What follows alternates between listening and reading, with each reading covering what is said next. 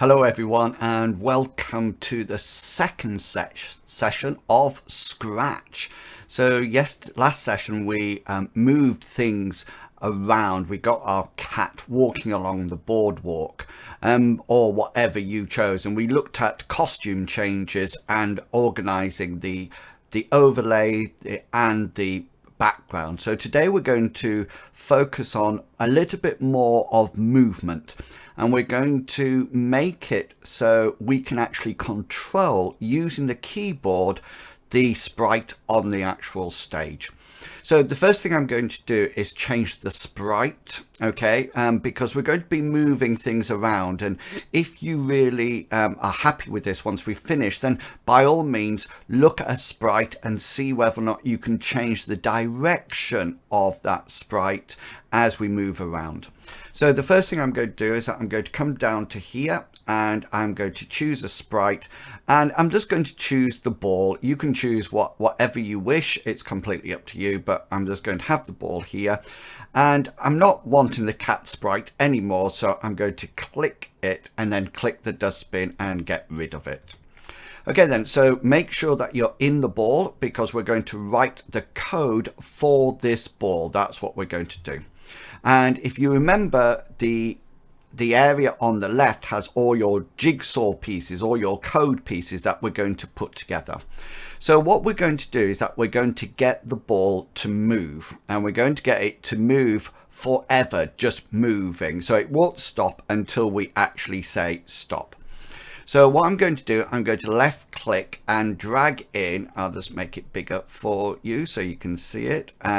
When clicked. So here's the when clicked selection. And the next thing that I'm going to put in here is that I'm going to bring in a forever loop. So this is sort of like saying do this forever. And so I'm going to attach it onto there. And now I have to think, what do I want to do forever? And I want it to move. So if I go into the blue motion one and I pick up the one that says move 10 steps, we can move that and pop it in there. And remember, if you want to change that number of steps, you could just click in there and change it to 1 or 100 or whatever.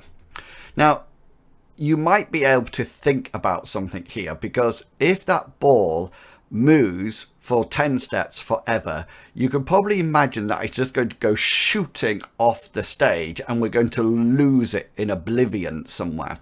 So Scratch has a very special command, and it's found in the motion, and it's actually this one, and it says if on edge, bounce.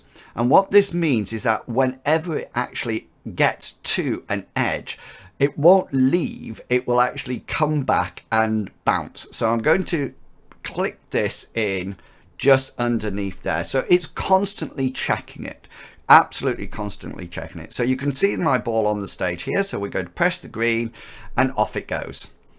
And you can see every time it finds a edge, it bounces.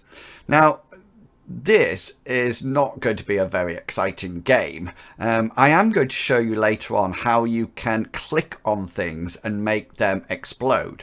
But this is a movement game. We're going to hopefully move something around a maze, and then every time that you hit the wall, you lose points or something like that.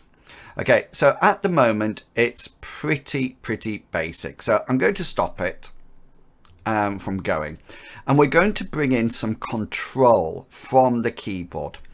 Now, this comes in actually under events. It's actually when an event is done, something happens. Okay, so the control is more like these forever, and you having a control over it. The events means it's looking out for something. And what we're going to do, we're going to bring on to the board this jigsaw piece that says when space key is pressed, do something. Now, the other thing that you need to remember with this is that although this is the first code block for this ball, we can put as many code blocks in here as we want, and the computer will constantly check it. Okay, so we don't need to put this into this block. We can actually just keep it separate and use it to actually make the ball change direction. So here we don't have to stay with space. We can actually click the down arrow and choose all the arrow keys here. Now I'm a gamer who uses W, S, A and D to move things around with my left hand on the keyboard, so that's what I'm going to do. But if you would prefer to use the arrow keys, then that's absolutely fine. So we're going to start with the W key, and this is in alphabetical order, by the way. And we want to say that when the W key is pressed, we want the ball to change direction, and we want it to start going up. So if I go back to motion, okay, and I drag across, point in a direction, okay, we want it to point in a direction and we want it to point going up. So if I click this into here, and this is the nice bit, when you come over here, instead of trying to figure out where it needs to go and how many degrees, etc., if you click this, you get a little, like a circular protractor.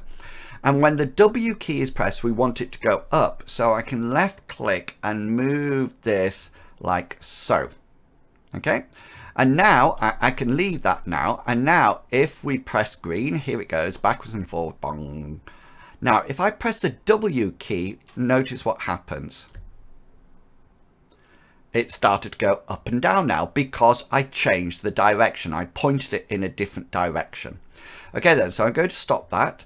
So let's do one that's going back to backwards and forwards. So again, we're going to come down here and bring in the when something is pressed. And I'm going to use my A key. And when the A key is pressed, I want it to head off in that direction, you know, to the left of the board. So I bring up point direction. And this time when I click on it, I'm going to bring the arrow right the way around to there. Okay, and say that's where I want it to go. So here we go. Let's press the green. Off it goes. And when I press A, it starts to go backwards and forward. If I press W, it goes up and down, and A goes backwards and forwards again. Okay, so now I'm going to stop it. And what we need to do now, we need to do the other keys. So we need to have one that points it down and one that points it to the right. Now what you can do with this is that if I click this, Control copy, so Control C and then Control V to paste it, it will actually copy it. You can also, I think, oh no, they've taken it out of this top part. So you have to actually use the shortcut. So click it, then Control C to copy it and Control V to paste it. Now this is the W one and this is the up and down one. So we want S now. So I'm going to slide down to S and therefore click on this and we want it to post in this direction. Okay. And then finally, if we take this one, copy and paste it. And this one will be on the, I just got a like from Instagram there. And this one is going to be the D key because, and we want it to point in this direction. Okay then. So there's everything going. So let's press it. And now we can go up, left, right, down, and we can actually start to control it. Now, if you think, oh, hang on a minute, this is going really fast or really slow, then there is this variable, this 10 that we can actually increase. And this is really important because the faster it goes, the harder the game is. So this is almost like going to be like a puzzle, you know, like a level. If we put in here instead of 10, if we put 1 and then start to do it, can you see now it's incredibly slow? Okay, and then that's it. However, if I stop it now and say 100 and press it now, Can you see how quicker it goes?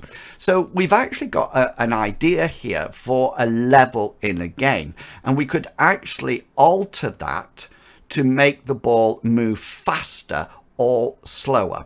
Okay, and I want you to remember that for later on when we look at variables. So your task today is to create this, and if you want a bit of a challenge, then decide on something that you sort of like fancy, like this hippo. Okay, then what would the code look like for this hippo moving backwards and forwards? Okay, and think about, does it change direction automatically or does it go backwards and forwards? Remember, you have to click on the actual sprite to enter the code. Okay, hope you've enjoyed that.